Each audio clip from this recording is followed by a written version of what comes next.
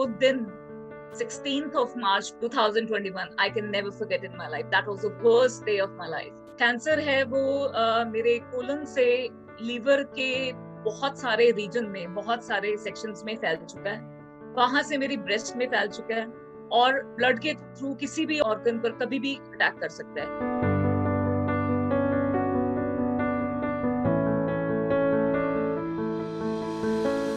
वो अपॉइंटमेंट और वो दिन at that time while doing that procedure मैंने खुद अपनी आंखों से वो ट्यूमर सामने स्क्रीन पर देखा. I could not believe my eyes. Is it my body? Is it real? मैं सच में जो देख रही हूँ वो मेरी बॉडी में है. फिर भी मैं उस चीज को बिलीव नहीं करना चाह रही थी एंड मैंने अपने डॉक्टर को पूछा स्ट्रेट अवे कि मुझे बताओ कि ये क्या है. So she said 80% it's tumor cancer.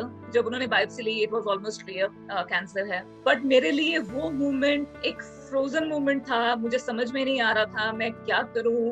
I was completely lost क्योंकि मैं अकेली गई थी हॉस्पिटल में. कोविड की वजह से कोई भी अलाउड नहीं था एंड स्ट्रेट अवे हम लोग सेकंड ओपिनियन के लिए हम लोग राजीव गांधी चले. सारे टेस्ट दोबारा हो गए. ऑलमोस्ट सेम रिजल्ट आया वहां पर भी.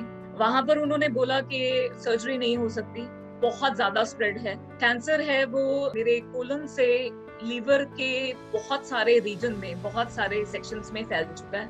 वहां से मेरी ब्रेस्ट में फैल चुका है और ब्लड के थ्रू कहीं पर भी और मेटास्टेसिस उसका हो सकता है. मेटास्टेसिस स्टेज पर जो ट्रीटमेंट उन्होंने वहां पर मुझे बोला कि आगे आप कंटिन्यू अगर हम करते हैं तो रेडिएशन और कीमोथेरेपी की जाएगी. चेस्ट पर एक परमानेंट वॉल्व लगा दिया जाएगा कि उनको नहीं पता कि कितनी कीमो उनको करनी पड़ेगी. हो सकता है कि यूरिन और स्टूल बैग लगाना पड़े 6 महीने से भी ज्यादा के लिए. जब उन्होंने बोला कि शायद मेरे पास इतना टाइम नहीं है कि मैं सरवाइव करूं, everybody was broken, specially family. आप समझ सकते हैं फैमिली के लिए वो टाइम बहुत मुश्किल होता है. समहाउ घर पहुंचे, सब लोग ने डिस्कस करना शुरू किया बट मैं पूरी रात नहीं सोई. मेरे सामने सिर्फ एक ही चीज थी, मेरी 7 साल की डॉटर.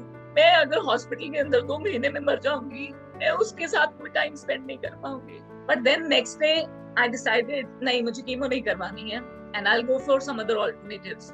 कुछ भी भगवान ने जान लेनी है तो उसने वैसे भी ले लेनी है, तो मुझे हॉस्पिटल के बेड पे एटलीस्ट उस कंडीशन में नहीं मरना.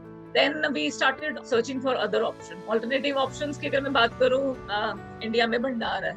1 महीने मेडिसिन खाई, ऑलमोस्ट जो ब्लॉटिंग थी, जो थोड़े बहुत सिम्टम्स थे वो ठीक हो गए बट ब्लीडिंग तो वहां से भी नहीं कंट्रोल हो रही. कहते हैं ना, जहाँ पर जो कोई बोलता है कि हाँ यार यहाँ से आपका बच्चा ठीक हो सकता है तो घर वाले कोशिश करते हैं हर जगह आपको लेकर जाएं. तो घर वालों के कहने पे वहां पर भी हम लोग गए. वो मेडिसिन मैंने 2 महीने खाई. पहला महीना मुझे बहुत इफेक्ट हुआ, ऑलमोस्ट पेन भी कंट्रोल थी, सब कुछ ठीक था. सेकेंड मंथ में आकर उस मेडिसिन के साइड इफेक्ट इतने ज्यादा हुए कि मेरे पूरा स्टमक ब्लॉकेज हो गया. मैं कुछ भी खाती थी मुझे वॉमिट होती और वो प्रॉपर खाए हुए फॉर्म में ही निकलता था. डाइजेशन बिल्कुल बंद हो गया. 1 महीना मैं सीवियर पेन में, severe bleeding, weakness, weight loss, फेंट होना शुरू हो गया.